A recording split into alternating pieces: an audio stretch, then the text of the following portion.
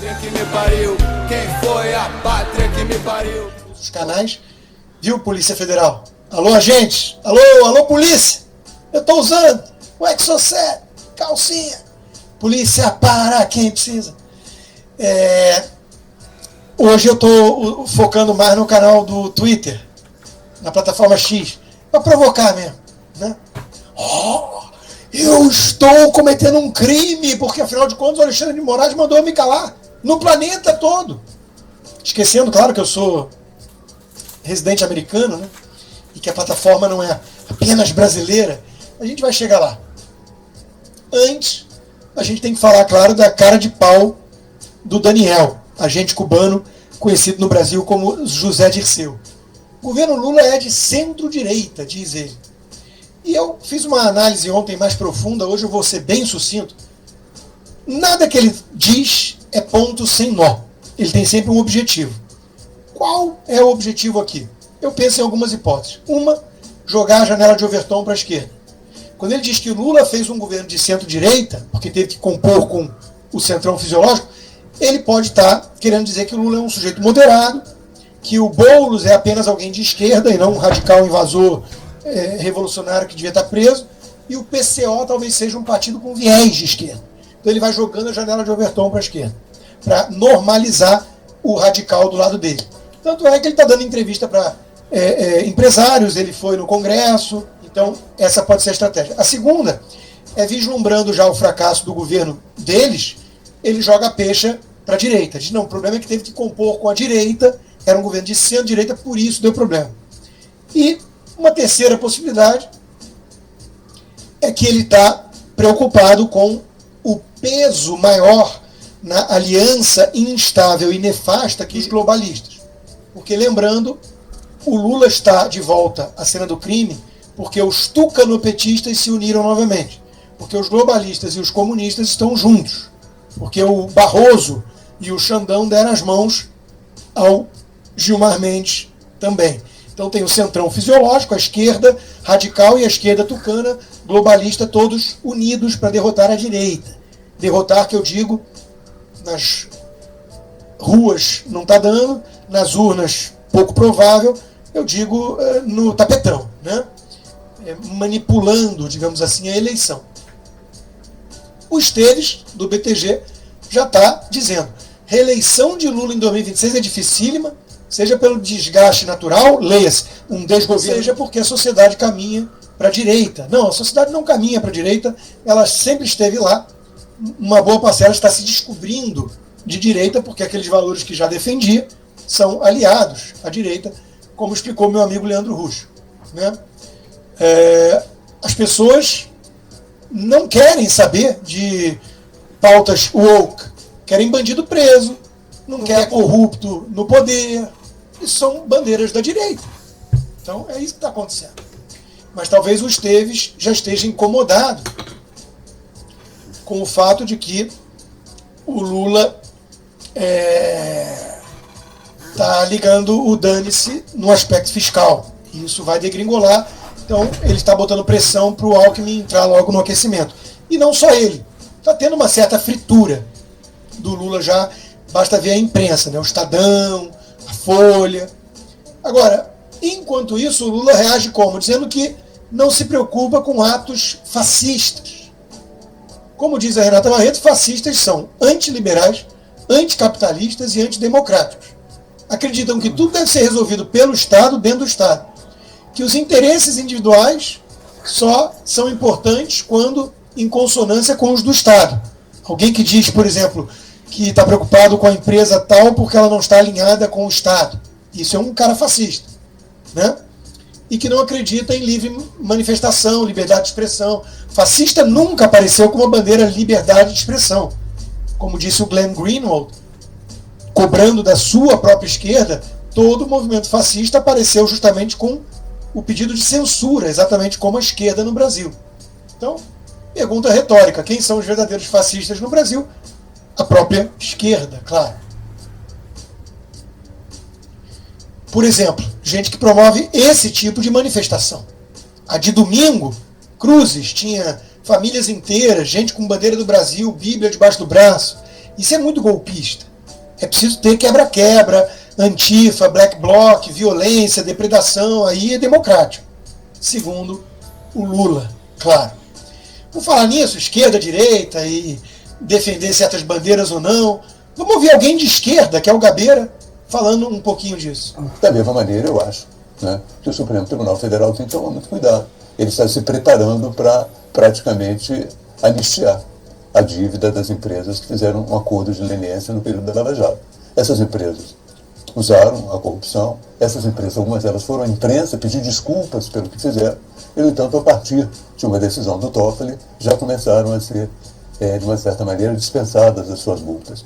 E o mais interessante é que esse questionamento do pagamento das multas das empresas foi feito pela esquerda, pela extrema esquerda, mas pela esquerda mais radical. O PSOL, o PDT, eles entraram na justiça querendo que essas empresas não pagassem a sua multa. Então eu fico perguntando, que país é esse? É uma jabuticaba bem brasileira, né? Partidos de esquerda entram na justiça para aliviar a multa de empresas que devem ao Tesouro Nacional. Algumas delas, como no caso da JF, devem também, a sua dívida é importante também para os pensionistas, para os aposentados. Então, é um país, realmente uma jabuticaba brasileira. Você tem a esquerda perdoando multas, ou trabalhando para perdoar multas, de empresas, algumas delas que devem também aos aposentados, aos fundos de pensão, que dependem enormemente desse dinheiro para seguir a gente. É um caso difícil de se entender. Não é tão difícil de entender, não, Gabeira. E chama o pessoal de extrema direita, de extrema esquerda mesmo, né? Quase falou, mas depois lembrou que não existe extrema esquerda para a esquerda e para a mídia brasileira, como a Globo, de onde o Gabeira veio. Meus caros, passamos de 10 mil pessoas aqui, mesmo sem usar canais parceiros do YouTube, que distribuem a minha live normalmente, porque a Polícia Federal não está gostando disso, né? Então eu quis hoje homenagear a Plataforma X, concentrando nela a minha live acima de tudo, ainda com alguns parceiros também, mas muito obrigado a todos pela preferência, pela confiança. Aproveito e peço para que se inscrevam na minha comunidade do Locals, rodrigoconstantino.locals.com, e, se possível, torne-se um apoiador. Você provavelmente já usa VPN, então não vai ter problema. A base está rachando. Lula está passando pito. Cobra Alckmin mais ágil, diz que Haddad tem que falar com o Congresso em vez de ler livro. O Haddad já respondeu. A coisa tá ficando ruim ali dentro. Por quê? Porque o cobertor é curto, porque é um governo perdulário, gastador, irresponsável, que só tem projeto de poder e não de nação, que só tem cabeça de bagre, incompetente. Então a coisa vai degringolando e eles vão ficando nervosos. Tão nervosos que, copiando os métodos chineses, estão lá, né? PT monitora a fidelidade digital da base e quais adversários mais prejudicam Lula nas redes. E o levantamento mostra José Guimarães, aquele cujo assessor foi pego com dólares na cueca, como o maior bajulador do chefinho. Faz sentido, né? Deve querer mais dólares na cueca. Enquanto isso, Lula cria o Disque Denúncia, o Disque Crítica. Lula diz que é preciso criar um telefone analógico, um orelhão, quem sabe, para as pessoas poderem reclamar do governo federal.